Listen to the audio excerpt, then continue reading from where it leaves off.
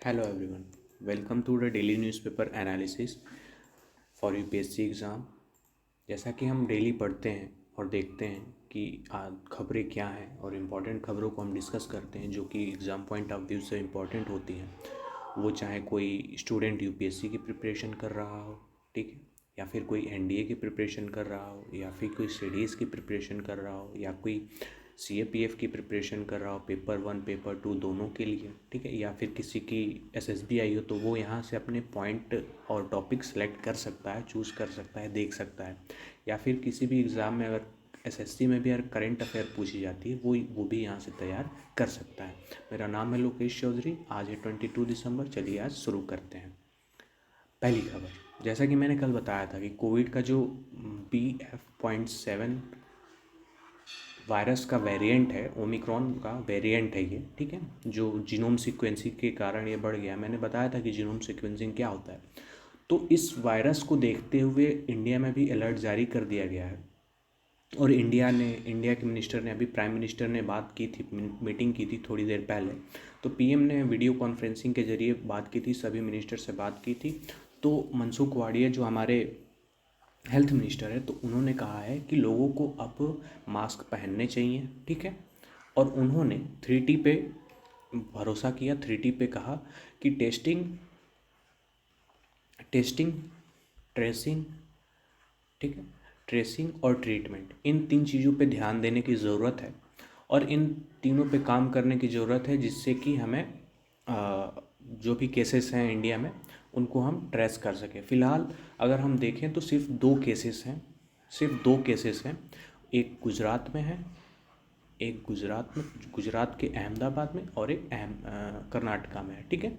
तो 2 केसेस हैं इंडिया में, वो किसके, BF.7 के, ठीक है, जो ओमिक्रॉन का नया वेरिएंट है। इनकी ट्रैवल हिस्ट्री को देखा गया, ये गुजरात की हैं, तो इनकी ट्रैवल हिस्ट्री यूएस से थी और इनकी ट्रैवल हिस्ट्री थी ऑस्ट्रेलिया से, ठीक है। इनकी ट्रैवल हिस्ट्री ऑस्ट्रेलिया से थी, जिसकी वजह से 2 केसेस अभी तक आए हैं। फ़िलहाल अभी कोई ऑफिशियल डेटा इसका नहीं आया है, अब टेस्ट करने पे पता चलेगा कि क्या है। बहरहाल वहीं पे जो ICMR है, Indian council of medical research, उनके जो हेड हैं अनिल सर, अनिल नाम है उनका, उन्होंने कहा है कि हमारे देश में अभी लॉकडाउन की कोई ज़रूरत नहीं है। क्योंकि क्योंकि लॉकडाउन की हमें कोई ज़रूरत नहीं है, क्योंकि जो यहाँ के 95% पॉपुलेशन है वो इम्यूनाइज्ड है। मीन्स कि उनका वैक्सीनेशन हो चुका है, ठीक है, इधर या तो 2 डोज या फिर बूस्टर डोज के साथ, यानी कि तीनों डोज, ठीक है। तो उन्होंने कहा कि लॉकडाउन करने की कोई ख़ास ज़रूरत नहीं है और लॉकडाउन नहीं होगा, और फिलहाल आगे देखते हैं। और ये भी रिपोर्ट में कहा गया है कि जो जैसा चाइना में है, चाइना में लाखों लोग, खैर 10,000 की अभी डेथ हुई है, जैसे 10 मिलियन लोग अफेक्टेड हैं, पॉजिटिव हैं। तो वहाँ पे क्या है कि वहाँ पे हालत ख़राब हो रखी है, ठीक है। तो इंडियन का कहना है कि यहाँ पे ऐसा, रिपोर्ट कई सारी कह रही हैं कि इंडिया में वैसा नहीं होगा, जितना फैटल यहाँ पे हो रहा है ये वायरस, यहाँ पे उतना फैटल नहीं होगा। इसके रीजन्स ये हैं कि हम ट्रेस करेंगे, हमारे यहाँ वैक्सीनेशन हो चुका है और हमें कोई घबराने की बात नहीं है। अगर हम प्रॉपर फॉलो करेंगे तो उसमें हो जाएगा, ठीक है। अगर सावधानी बरतेंगे तो हमारा हो जाएगा, जैसे कि वॉशिंग हैंड्स, हाथ धोना, ठीक है, वॉशिंग हैंड्स, हाथ धोना, जो जैसा हम करते थे, ठीक है। उसके बाद उसके बाद सोशल डिस्टेंसिंग, ठीक है, सोशल डिस्टेंसिंग और सारे जो मेजर्स हम लेते थे, जितने भी हम मेजर्स लेते थे कोविड के टाइम पे, वो हम प्रॉपर फॉलो करेंगे तो क्या होगा कि कोविड ऐसे ही कम हो जाएगा और हमें कोई घबराने की ज़रूरत नहीं है। इस हिसाब से जो यूपी गवर्नमेंट है, यूपी गवर्नमेंट के सीएम ने कल अपने टीम 9 के साथ मीटिंग की थी और उन्होंने कहा था कि रेड अलर्ट तो नहीं जारी किया, कहा कि उन्होंने अलर्ट जारी किया है और लोगों को ये अवेयर करने की कोशिश की जा रही है कि पब्लिक प्लेसेस में मास्क लगा के रहें, दूरी बना के रखें। तो ये सब होने वाला है, ठीक है। और इसमें ये कहा गया है कि कुछ जो गवर्नमेंट है वो कह रही है कि राहुल गांधी का जो कांग्रेस का जो भारत जोड़ो यात्रा चल रही है अभी, भारत जोड़ो यात्रा जिसके 100 डेज़ पूरे हो गए हैं, तो उनको कहा है कि आप सस्पेंड करिए, आप यात्रा ख़त्म कीजिए या फिर कोविड प्रोटोकॉल को फॉलो कीजिए। तो ये सब चीज़ें हो रही हैं कोविड से रिलेटेड, ठीक है। तो आप भी मास्क पहन के रखिए और पब्लिक प्लेसेस में थोड़ी सी डिस्टेंस मेंटेन करिए, कोई दिक्कत नहीं होगी। अगर आपने बूस्टर डोज नहीं लगवाई है तो आप बूस्टर डोज लगवा लें, ठीक है। फिलहाल अभी लॉकडाउन का कोई वो स्कोप नहीं है, लॉकडाउन नहीं होने वाला है, इस पे मिनिस्टर साहब कई ने कहा है, ठीक है। ये चलते हैं अगली खबर पे। अगली खबर है, जैसा मैंने एक दिन बताया था क्रिप्टो करेंसी के बारे में। क्रिप्टो करेंसी ये एक वर्चुअल करेंसी होती है जिससे माइन किया जाता है, ना इसकी कोई अथॉरिटी होती है, ना रेगुलेटरी बॉडी है वर्ल्ड लेवल पे, इंटरनेशनल लेवल पे या फिर नेशनल लेवल पे, ठीक है। तो हमारे जो आरबीआई के गवर्नर है डॉक्टर शक्तिकांत दास ने कहा है कि ये जो अगली क्राइसिस आएगी, अगर फाइनेंशियल क्राइसिस आती है तो क्या होगा कि वो क्रिप्टो करेंसी के जरिए ही आएगी। जैसे कि मान लीजिए कि अगर हम क्रिप्टो करेंसी को क्या करते हैं कि अगर आरबीआई इसे लीगल टेंडर दे देता है, ठीक है, आरबीआई अगर इसे लीगल टेंडर दे देता है तो लीगल टेंडर देने के बाद जो प्राइवेट कंपनी अपना माइन करने लगेंगी। प्राइवेट कंपनी क्या करने लगेंगी? प्राइवेट कंपनी क्रिप्टो करेंसी बनाने लगेंगी, ठीक है, क्रिप्टो करेंसी बनाने लगेंगी। तो यानी कि अब तो जो भी लिक्विडिटी है, जो भी मार्केट की लिक्विडिटी है, वो तो आरबीआई कंट्रोल करता है मॉनेटरी पॉलिसी के जरिए। पर अगर प्राइवेट क्रिप्टो करेंसी बनाने लगेगा तो इनका जो डोमिनेंस है वो बढ़ जाएगा, ठीक है, private crypto currency, private individuals का। अब मार्केट को रेगुलेट करने का, लिक्विडिटी मेंटेन करने का इनका बड़ा एक हिस्सा हो जाएगा। तो जो क्राइसिस आने की बात कह रहे हैं वो ये कह रहे हैं कि जो भी क्रिप्टो करेंसी होगी बाद में आएगी तो वो क्या करेंगे कि सारा जो मार्केट से पैसा है, ठीक है, मार्केट से जितना भी पैसा है वो क्या कर देंगे, सक कर लेंगे, ठीक है, मतलब कि ले लेंगे और देखेंगे कि क्या होने वाला है। तो उसके बाद ये सारे पैसा ये रख लेंगे तो आरबीआई के पास तो कोई कुछ रहा ही नहीं, ठीक है। तो ये इस तरह से थोड़े से स्केर्ड है, थोड़े से कह रहे थे ये मीटिंग में, ठीक है। तो इनका ये कहना है क्रिप्टो करेंसी ये थी, ठीक है। तो अगली खबर पे चलते हैं। अगली खबर, जैसा कि तवांग में क्लैश हुआ था 9 दिसंबर को, ठीक है, तवांग में जो क्लैश हुआ था 9 दिसंबर को, तो उसको मेजर्स को देखते हुए, उस सिक्योरिटी मेजर्स कंसर्न को देखते हुए हमने अभी एक सेला पास बनाया है सेला पास अरुणाचल प्रदेश में, ठीक है। तो जिससे क्या होगा कि 24/7 यहाँ से कनेक्टिविटी रहेगी मेनलैंड से, ठीक है, इंडिया का जो मेनलैंड है उससे यहाँ पे कनेक्टिविटी हमेशा रहेगी 24 आवर्स, ठीक है, 12 मंथ्स, मतलब कि ऑल वेदर कंडीशन में क्या रहेगा, यहाँ पे कनेक्टिविटी बनी रहेगी, ठीक है। अब क्या किया है कि जो इंडिया जो बॉर्डर शेयर करता है चाइना से, ये इंडिया का और जो चाइना का बॉर्डर है ये 3488 किलोमीटर है, ठीक है। ये इंडिया चाइना से बॉर्डर इतना किलोमीटर का शेयर करता है, ठीक है। तो यहाँ पे है, इसको बोलते हैं कि वेस्टर्न पार्ट, ठीक है, ये आता है मिडिल पार्ट, ठीक है, और यहाँ पे आता है ईस्टर्न पार्ट, ठीक है। यहाँ पे लद्दाख, हिमाचल, ठीक है, और ईस्टर्न में यहाँ पे उत्तराखंड, यहाँ पे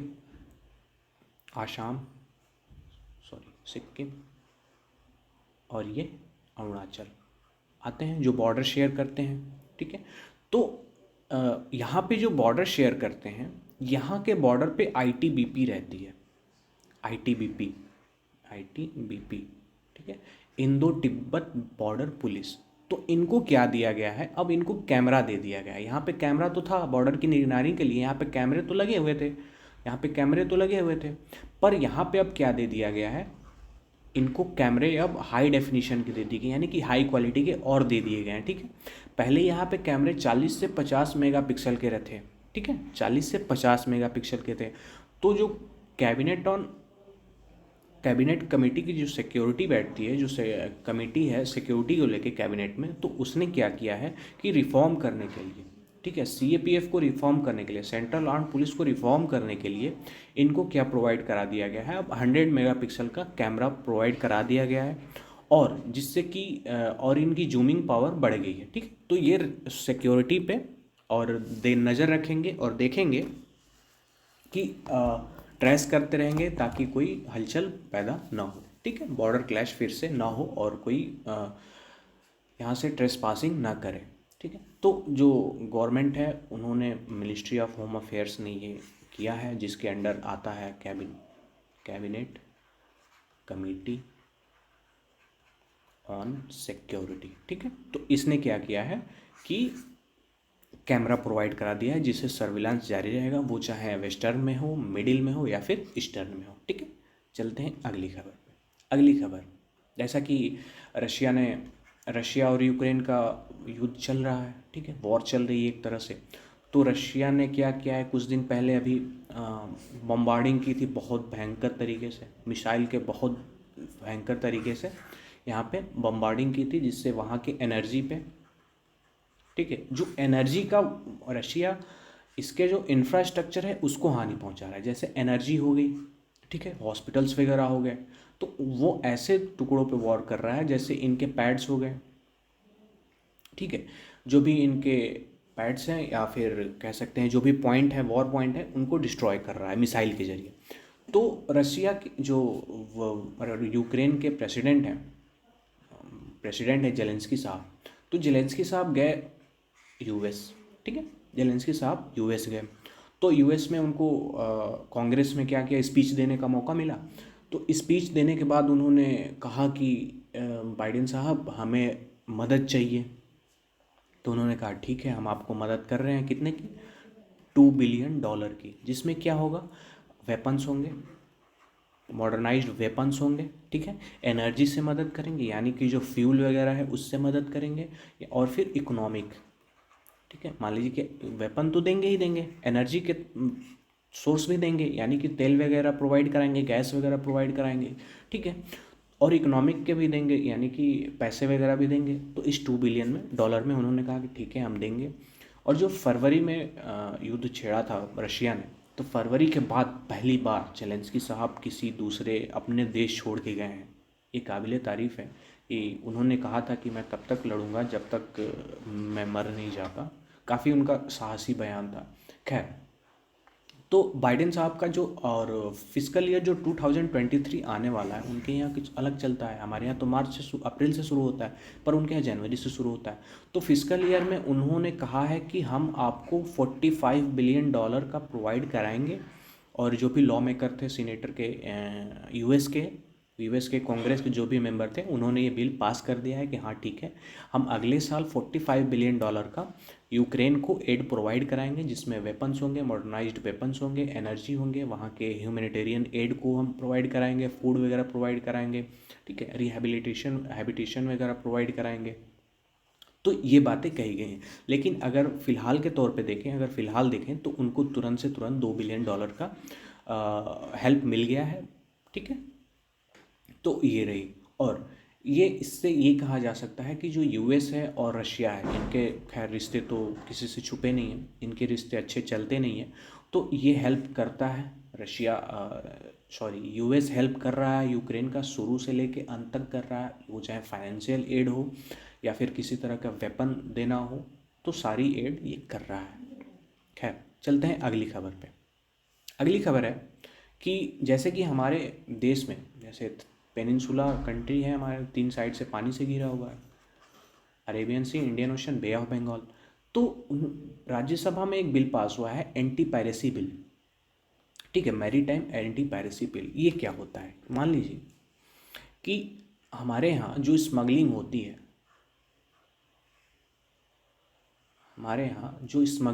है, वो सी रूट से होती है, मतलब लैंड से भी होती है, ऑब्वियसली कौन जानता है किससे होती है, पर जो होती है तो इधर सी रूट से काफ़ी होती है, ठीक है। तो इसको कहा गया है कि अगर कोई पायरेसी करता है, ठीक है, तो उसे कड़ी से कड़ी सज़ा दी जाएगी। मान लीजिए कि यहाँ से कोई सामान आया वेस्ट से, और तो वेस्ट से आया और इधर के मछुआरे बन के लोग गए, यहाँ पे डील हो गई और लेके चले आए सामान, वो चाहे कोई इलीगल तरीके से लाया हुआ कोई भी सामान हो या फिर ड्रग्स हो या कोई कमोडिटी हो। तो इसके लिए ये प्रावधान रखा गया है कि अगर कोई पायरेसी करता है, ठीक है, मान लीजिए कि यहाँ के लोग पायरेसी कर रहे हैं एक तरह से, तो ये लोगों को मैरीटाइम यानी कि समुद्री रास्तों में पायरेसी करने के बाद इनको सज़ा मिल सकती है अगर ये पकड़े गए तो, ठीक है, जिसमें मौत का भी उनको क्या किया जाता था, आईपीसी के तहत पहले क्या होता था, इंडियन पिनल कोड के तहत इनकी सज़ा तय होती थी। लेकिन अब क्या होगा, मैरीटाइम के एंटी पायरेसी बिल के तहत अब इनको सज़ा मिलेगी, एंटी पायरेसी बिल के तहत इनको अब सज़ा मिलेगी। तो ये चेंजेस हुआ, लोकसभा में पहले टेबल हुआ था, अब राज्यसभा में भी पास हो गया। तो जयशंकर साहब थे, उन्होंने बताया, जो कि मिनिस्ट्री ऑफ एक्सटर्नल अफेयर्स हैं, तो उन्होंने कहा कि पास हम ये इसका जो प्रावधान है आईपीसी से नहीं, अब इस बिल से तय होगा कि इनको क्या सज़ा देनी है। ठीक, तो ये थी खबर। चलते हैं अगली खबर पे। अगली खबर है काफ़ी युद्ध मचाने के बाद एक तरह से सोशल मीडिया का कह रहे हैं कि ठीक है, हुआ यूँ कि परसों, मे बी आई थिंक परसों, हाँ, मस्क साहब ने एक ट्विटर पे पोल डाला। ठीक है, ट्विटर पे पोल डाला, क्या मुझे सीईओ की पोस्ट छोड़ देनी चाहिए, यस या नो। ठीक है, तो इस पोल पे 57% वोटिंग आई। ठीक है, कि हाँ भैया आप छोड़ दीजिए। ठीक, तो इन्होंने शर्त रखी थी, एक तरह से इन्होंने इस पे बताया था, ट्विटर पे ऐसे बताया था कि अगर मेजॉरिटी हुई तो I will think about it. तो इन्होंने कहा ठीक है मैं छोड़ दूंगा। तो 57% लोगों ने कहा, करीब 17 मिलियन लोगों ने ये कहा कि आप छोड़ दीजिए ट्विटर, यस पे क्लिक कर दिया। तो इसके बाद उन्होंने कहा कि ठीक है हम छोड़ देंगे, पर मैं I am finding a replacement, मैं किसी को ढूंढ रहा हूँ जो सीईओ की पोस्ट संभाल सके और वो देखभाल कर सके। ठीक है, तो उन्होंने एक अजीब कहा कि इसे तो कोई एक पुलिस भी चला सकता है। ठीक है, इसे तो एक कोई बेवकूफ़ भी चला सकता है, इस पोस्ट के लिए कोई एक बेवकूफ़ भी काफ़ी होगा। तो लेट्स सी कौन होता है अगला सीईओ ट्विटर का। इसका एक और देखें तो पर्सपेक्टिव क्या है कि जैसा कि सीईओ बने थे ट्विटर के जब ये सीईओ बने थे, तो इनकी जो दो और कंपनियां हैं, इनकी दो और कंपनियां स्पेसएक्स और टेस्ला, इनका क्या हुआ था कि इनके जो शेयर्स हैं वो गिर गए। क्यों? क्योंकि अब जो सीईओ ट्विटर के बन गए तो ट्विटर पे ही ज़्यादा समय देंगे, इनफैक्ट वो ट्विटर के ऑफिस में भी सोते थे। ठीक है, अपना ज़्यादा टाइम जो ट्विटर पे देते थे, तो इनका जो मार्केटिंग वैल्यू था, यानी कि इन पे टाइम वो नहीं दे पा रहे थे, तो क्या होता, शेयर गिर गए थे। ठीक है, अब क्या हो रहा है कि सीईओ की पोस्ट छोड़ने के बाद अब इनमें जब शेयर गिरे थे तो लोगों ने इन पे इन्वेस्ट कर दिया था। ठीक है, लोगों ने काफ़ी अच्छा खासा इन्वेस्ट कर दिया था और $100 से नीचे इनका शेयर आ गया था। ठीक है, तो अब इन्वेस्ट कर दिया था, पहली बार कभी हुआ था ऐसा कि $100 से नीचे इनके शेयर आ गए थे। तो अब क्या हो रहा है कि लोगों ने इन्वेस्ट कर दिया, अब लोगों को फ़ायदा होगा। जैसे ये सीईओ अब सारा टाइम किधर देंगे, ट्विटर तो छोड़ देंगे, लेकिन हाँ उनमें प्रोग्रामिंग में रहेंगे, उनकी जो टीम है उनमें वो बने रहेंगे, सर्वर टीम है उनके साथ वो बने रहेंगे, लेकिन हाँ सीईओ से हट जाएंगे। तो वो ज़्यादा टाइम अब इधर देंगे, तो जैसे ही इधर आएगा तो अब इनके शेयर बढ़ते जाएंगे। ठीक है, अब इनके शेयर बढ़ जाएंगे। तो जिन लोगों ने इसमें इन्वेस्ट किया है, स्पेसएक्स में या टेस्ला के शेयर खरीद रखे हैं, उनका क्या होगा कि उनका अब फ़ायदा हो जाएगा। तो ये अनुमान लगाया जा रहा है कि जो मार्केट है इनका ये बढ़ जाएगा और मार्केट वैल्यू इनकी बढ़ जाएगी। ठीक है, तो ये थी। खैर अच्छा लगा तो thanks for watching and please do like subscribe if you find it useful. आज कुछ ज़्यादा खबरें इतनी इंपॉर्टेंट नहीं दिखी थी मुझे, अगर एग्ज़ाम पॉइंट ऑफ व्यू से देखें तो। फिलहाल मैं लेके आया इतना, तब तक के लिए बाय बाय, मिलते हैं कल, टेक केयर।